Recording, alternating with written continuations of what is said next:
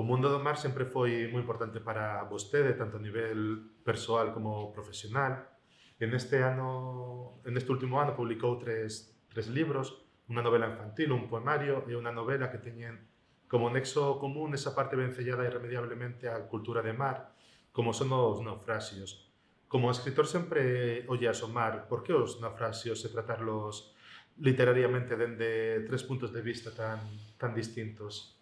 Bueno, eu sempre falo do mar en prácticamente toda a miña obra porque é un mundo que eu considero que é o meu mundo. Entón, é unha cuestión totalmente natural falar do mar, porque é un mundo que coñezo, ainda que eu profesionalmente non traballei o mar, sí que a miña realidade pois, está na Cella do Mar, porque a miña familia toda é de Muxía, por lo tanto, teño moita xente que traballa o mar na familia e todos os meus amigos de infancia actuales, pois de unha maneira son de familias mariñeras. Entón, ese é o meu mundo, claramente. Entón, é o mundo onde eu coñezo cuestións das que se poden falar, das que se poden contar, cuestións que me inspiran. E dentro do mundo do mar, que é moi variado, o naufraxio é unha realidade moi especial, unha realidade complexa, porque, claro, o naufraxio é a traxedia máis grande que pode suceder no mar. Non? Podemos imaginar outra traxedia superior, non? Entonces, era un tema que eu non abordaba así claramente, non? A veces tangencialmente, pero non claramente. E de repente fluiu en min, de repente empezou a fluir en min o tema de falar dos naufraxios. Ten que ver, pero eu non creo que sea de unha forma totalmente directa, pero ten que ver con que eu fixen unha serie de programas para a TVG que se titulaban Náufragos, e eran entrevistas a persoas que naufragaron e salvaron a vida, e entrevistas a persoas que perderon a seres queridos en naufraxios. E, bueno, eso me levou a ter a testemunha de muitísima xente que vivía esa realidade tan difícil, porque o primeiro que te preguntas cando falas con alguén que viviu nun naufraxio, hai que dicir que os relatos máis duros non son justamente das familias, das viúvas, como se pode pensar, senón que son dos mariñeiros que sobreviviron a un naufraxio e que morreron compañeiros, porque eles estiveron ali e veron morrer aos seus compañeiros. O primeiro que te preguntas ti mesmo é como se pode seguir vivindo despois de sufrir unha situación tan dramática, tan dura. Claro, hai que seguir vivindo, isto é lógico, pero claro, non é fácil, e a xente do mar pois está afeita a sobrevivir a iso, a sobrevivir, me refiro mentalmente. E unha pregunta que eu sempre lle facía a xente, aos mariñeiros, sobre todo, como se volve ao mar? Despois de sufrir un naufraxio, como se volve ao mar? Como se pode volver ao mar? E a resposta é extraordinaria, na profundidade que ten, que pode parecer moi simple, e a resposta é que sou mariñeiro, que non podo de outra cousa, que vou a facer, non? A xente do mar, a maioría da xente do mar, evidentemente non todo o mundo, traballan mal porque é o mundo que queren, que aman, é a súa vida. Entón, era a súa vida, a pesar desa traxedia tan grande, teñen que seguir no seu mundo. E entonces, bueno, desde o punto de vista literario, pois era algo que eu tiña que abordar. Logo, as circunstancias foron as que foron non decididas. Eu, na radio galega, durante unha longa temporada, escribía uns contos para un programa que dirixía Xurxo Souto, un programa sobre o mar, e o libro A taberna do Mascato Negro recolle eses relatos. E eran sobre a historia dun náufrago e de diferentes náufragos. Logo, como a poesía é o xénero que a mí máis me interesou sempre, como escritor e como lector, pois tamén quixen abordar o tema do naufraxio desde un punto de vista poético. E o reto máis grande foi o infantil. O reto máis grande foi escribir unha historia para nenos de 8 anos, porque tiña que ser así. Ese libro foi claramente un encargo, que eu fago así este xesto como, bueno, non é tan así tan directo, pero sí era cando todavía Manuel Bragado dirixía Xerais e me preguntou un día se eu tiña algo para nenos de 8 anos, 8 ou 9 anos, porque esa franxa de idade lles chegaban menos libros, non tiña nada, pero dixo, bueno, pero se pode escribir. E entón me dixo, bueno, se o escribes o editamos, non falamos nada do tema. Pero como eu estaba, na miña cabeza estaba o naufraxio, e era a única forma que todavía me faltaba por abordar. Que lle pasa a un neno? Porque no programa que fixen, os relatos dos nenos e nenas que perderon o seu pai, que eu os entrevistei sendo xa adultos, algúns con moita idade, claro, o que viviron eles cando eran pequenos, como Carmiña ou Carmenciña, a protagonista do libro, a mí me chamaba moito a atención o que eles contaban de como viviron, porque, claro, non se entende ben a esas idades que significa a morte, pero eles estaban sufrindo esa realidade e sufrían. E tampouco o podían expresar moi claramente como un adulto. Todo eso me pareceu fascinante. E me pareceu difícil, e me pareceu que estaba ben abordar un libro difícil, non ir ao fácil. Porque, claro, como contamos todo eso para que os nenos o entendan? Bueno, non sei se acertamos ou non, pero o reto de facelo me pareceu moi atractivo. Sí, decías que é difícil, pero hai unha frase cando soa a bugina que pose na boca da nena, de Carme, que xa teño 8 anos e moi ben que cando un mariñeiro non volve do mar, nunca máis volve. Realmente é unha novela infantil, contas a historia de Carme que perde o pai nun naufraxio, e contas todo iso con moita tenrura, pero tampouco és capaz de contar as cousas tal e como son. Bueno, porque claro, porque é así. É así, a miña literatura infantil, creo que unha das características da miña literatura infantil é esa. Non son libros amables para os nenos no sentido do que contan, non como o contan. Claro, cando escribes un libro infantil, pois tens que pensar que son para nenos e tens que escribirlos de maneira que eles os podan ler e os podan entender. Pero logo a temática non é nada amable, porque outros libros, por exemplo, que eu recordo agora mesmo, que me veña a cabeza, por exemplo, Os Piratas da Illa da Esperanza, é un neno que ten leucemia e que vai a morrer. E os seus amigos, pois, viven esa situación. Aí o teñen que hospitalizar, e os seus amigos viven esa situación de que un amigo deles vai morrer. O elefante dunha soa orella é unha historia dunha nena que lle morre a súa nai de cancro e se queda o pai se queda solo con ela sin saber moi ben como afrontar esa situación. E como eses outros libros, os libros infantiles meus sempre teñen que ver con esas cosas, porque, bueno, primeiro é o que me sai ao escribir, non ten unha decisión clara, son as historias que me saen e que eu necesito escribir, pero logo creo que é interesante. Os nenos van vivir esas realidades cando sexan maiores, evidentemente, e entonces, bueno, trato de aportarlles algo, de darlle a miña visión deses mundos difíciles, pero sempre, bueno, sempre unha óptica positiva, ainda que non hai nada positivo, evidentemente, en que unha nai morra de cancro ou con un amigo teu morra. Bueno, é moito menos positivo para que morra, e nada, absolutamente nada positivo no naufraxio. Pero sí que hai positivo na forza das xentes para superar eso, a capacidade de ser capaces de seguir para diante, non? E se hai unha cousa que me impresionou moito neste libro, e que coido que está moi ben reflectido, é a forza e a valentía das mulleres do mar, a forza de quen perde o fillo, a parella ou o pai no mar, esas tres xeracións que mostras neste libro. Sí, porque eso é o que eu coñecín, o que eu vivín.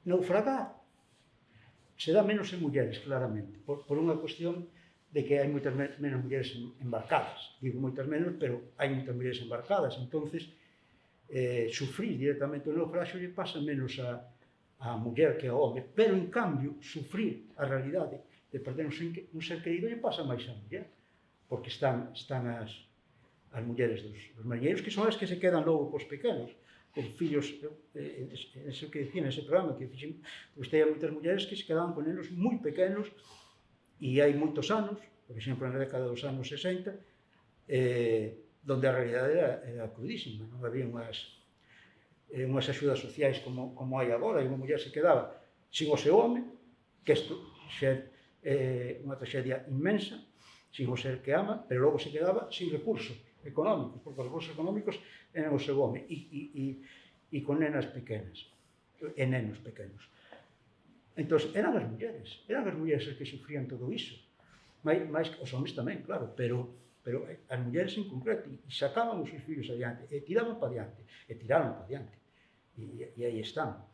Entonces, claro, esa é a realidade que a mí me impactaba, que a mí me seducía, por decirlo así, as mulleres, porque eu sempre digo que a miña querencia polo mar, o meu amor polo mar, parte do mundo feminino do mar, máis que dos homens.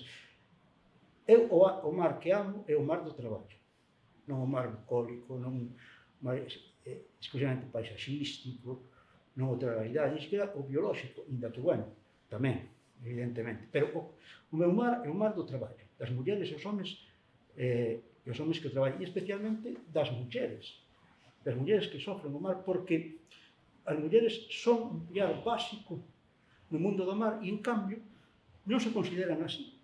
Moita xente que non conoce este mundo cree que é un mundo exclusivamente de homens, e non é verdade.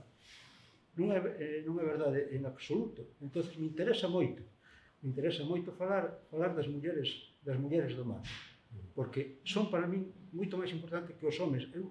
Eu digo, e estou plenamente convencido, que se os homens todos desapareceran dos portos, os portos seguirían tendo actividade, porque a farían as mulleres, porque xa están facendo un porcentaxe altísimo de actividade. Pero se desapareceran as mulleres, habría problemas para ter actividade nos portos, porque moitísima actividade a fan elas. Por exemplo, unha cousa tan básica que a xente descoñece, pois toda a parte administrativa dos barcos, porque os homens están no mar. E logo os traballos que fan. Entón, as mulleres merecen unha visibilidade enorme no mundo do mar, e que se acabe con esa idea de que é un mundo de homens. Neste outro libro, A taberna do Mascato Negro, Mario, un rapaz de 18 anos, embarca nun buque congelador que naufraga.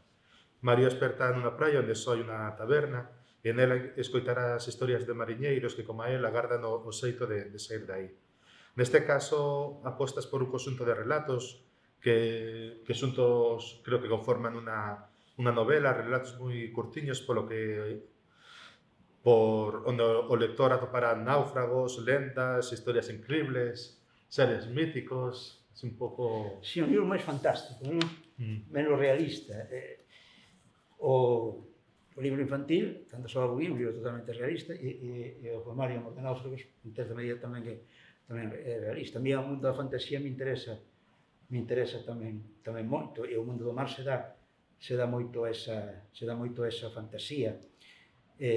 Como dicía antes, este libro pois nace, son unha serie de relatos que eu escribí para un programa da Radio Galega, se chamaba Mil Ribeiras, e dixen antes que o dirixía Xuiso Souto, e entón cada semana leía un destes contos, e dunha maneira práctica, digamos, de unha maneira estratégica, pois era fácil para poder ter un conto diario que houbera unha certa continuidade nos contos, claro. E iso conformou o que te dixo. Me parece que me gusta que o libro se poda entender como relatos independentes. Quen queira ler un simple relato, ese relato terá sentido, e quen queira ler todo, pois encontrará unha novela con principio e fin, e non quixen desbotar esa parte fantástica que a mí me resultou moi divertida escribir este libro tráxico, porque fala de traxedia, pero é un libro tamén para mí moi divertido, porque pasan moitas cousas fantásticas e a veces extraordinarias, a mí personalmente. Se me parecen ao lector, pois mellor. E aparte, bueno, son unha serie de persoaxes que representan distintos, que representan as persoaxes reais do mar. Lles pasan cousas fantásticas, pero logo eles en si mesmos son persoaxes totalmente reais. O mundo do mar ten esa serie de persoaxes, de mulleres e de homens. Neste libro hai menos mulleres, claro, porque hai menos mulleres, por eso que dicíamos antes de que naufragan menos, pero as hai. E as que hai son fortes, son importantes, e queren marcar o seu territorio. Me parece eso, que gobernan a súa vida, non permiten que lla gobernen nadie máis. Me parece moi importante iso. E dedicas o libro a Xurxo Souto, que nos seus contos do mar de Irlanda di que as cousas do mar non se contan en terra, pero nin el nin ti facedes moito caso, porque contades. Mira, esa frase que é maravillosa e que é certa, esa é dun mariñeiro de Muxía que morreu por desgracia, bueno, xa era maior, que tiña o alcume do machín, que Xurxo coñeceu e decía eso, as cousas do mar non se fala en terra, pero bueno, teño que dicir que no meu caso falo do mar en terra, pero tamén calo cousas. As cousas que hai que calar se calan. Pero sabes por qué? Porque é moi difícil. É moi difícil transmitir o que pasa realmente no mar. Eu fixen un programa, tamén para a TVG, fixen un programa que chamaba Embarcados, que era toda unha xornada, cada programa dedicado a toda unha xornada dentro dun barco, a xornada pesqueira completa. E o fixemos porque, ao final, eso é moi descoñecido, incluso para as familias dos mariñeiros, porque, claro, se coñece todo o que pasa en terra sobre o mar, pero que pasa nun barco? Eso só lo saben eles, os que están no barco, e me resultou fascinante esa experiencia de estar eu embarcado vindo toda unha xornada pesqueira, e claro, está dedicado ao libro xeoso, pois o que che decía, aparte de que un amigo meu de fai pois unha cantidad de anos impresionantes, pois ora se eu penso, pois casi 40 anos que nos levamos coñecendo e compartindo moitas cousas. Logo temos este amor de náufrago, publicado en Medulia, que é unha proposta máis intimista do que supón a realidade dos naufraxios no mundo do mar. É un tratamento moi original que das ao contalo dende 3 puntos de vista diferentes. Claro, porque aí está, sobre todo está a muller, non? Sobre todo está a muller que perde o seu ser querido, porque eu me pregunto como se pode unha muller enfrontarse a esa realidade, o teu home, o ser que amas, o ser co que pensas que vas a compartir toda a tua vida, non? E de repente, pois eso non vai ser así, porque o mar, esa cousa que nos amamos, pois ás veces é dunha crueldade enorme. Ainda por riba resulta que nos naufraxios o porcentaxe de corpos que se recuperan é baixo. Hai un porcentaxe altísimo de corpos que non se recuperan, que quedan no mar, mariñeiros que quedan para sempre no mar. Entón, cales son os sentimentos dunha muller que sofre iso? Bueno, eu tampouco o sei, non son muller nin sufrín, por sorte, a morte dun ser querido nun naufraxio, non? Se era un naufraxio, sí. Pero me gustaba indagar, desde o punto de vista poético, como poeta, tratar de indagar, e que a experiencia do que me contaron moitas mulleres. Logo, me parece un atrevemento, pero me atrevo a falar dos sentimentos do propio náufrago que morre. Non vamos a saber nunca que experimentou un home cando morría, pero tamén hai algo moi importante. Un home cando morre no mar, pois vai a sentir algo moi forte, moi forte. Contaba o patrón de altura, Serafín Mouregui, pioneiro en moitos caladoiros do Gran Sol, que cando un mariñeiro morre no mar, ele decía a última sinfonía que escoita é o rumor do mar. E entonces me parecía tamén que había que falar deso. E eu coñecía o relato de mariñeiros que naufragaron e se salvaron. Entón me contaban, foron xenerosos e me contaron os seus sentimentos. Me impactou especial un mariñeiro de Cangas do Morrazo que dicía que despois de que o salvaran, que o colleran, el se dou por morto, el considerou que xa iba a morrer, que non era posible salvarse, pero o salvaron, e di que se pasou 15 días pensando que estaba morto, na súa casa, cun sentimento de estar morto, hasta que pouco a pouco foi tomando conciencia. E logo, a terceira parte do libro, me pareceu interesante falar, de alguma maneira de mí mesmo, pero falo en xeral dos poetas, que papel podemos xogar aí os poetas? Como podemos darlle voz a estas persoas? Pois é difícil, porque non os podemos escoitar, podemos sacar conclusións do que nos contan, pero non estamos dentro deles. Pero se queremos contar os seus sentimentos, temos que tratar de ser fiéis a esos sentimentos e tratar de ser verdadeiros. Xo Noboneira dicía algo para min básico, que a pregunta de que é ser poeta, el respondía, ser poeta é ser verdadeiro. Así que nós temos, e eu creio nisso, non? Así que temos obriga de ser verdadeiros. Entón, como podemos os poetas ser verdadeiros en sentimentos tan íntimos que as propias persoas teñen dificultades para transmitir? Entón, me pareceu tamén interesante falar disso, do dilema do poeta que quere dar voz ás persoas que sufren unha realidade tan adversa, tan dramática. Moi ben, pois moitas grazas, Enrique. Son tres puntos de vista diferentes de achegarse ao mundo do mar, ao mundo dos naufraxios, este infantil de cando soa a buguina, outro en forma de novela, de tradición oral, que sería Taberna do Mascato Negro, e logo, en terceiro lugar, a visión do poeta en Amor de Náufrago. Convidamos a todas as lectoras e lectores que se acheguen a calquera destes tres libros de Enrique Rivadulla Corcón e coñecerán ese mundo así un pouco máis de preto. Así que moitas grazas. Gracias, Nacho.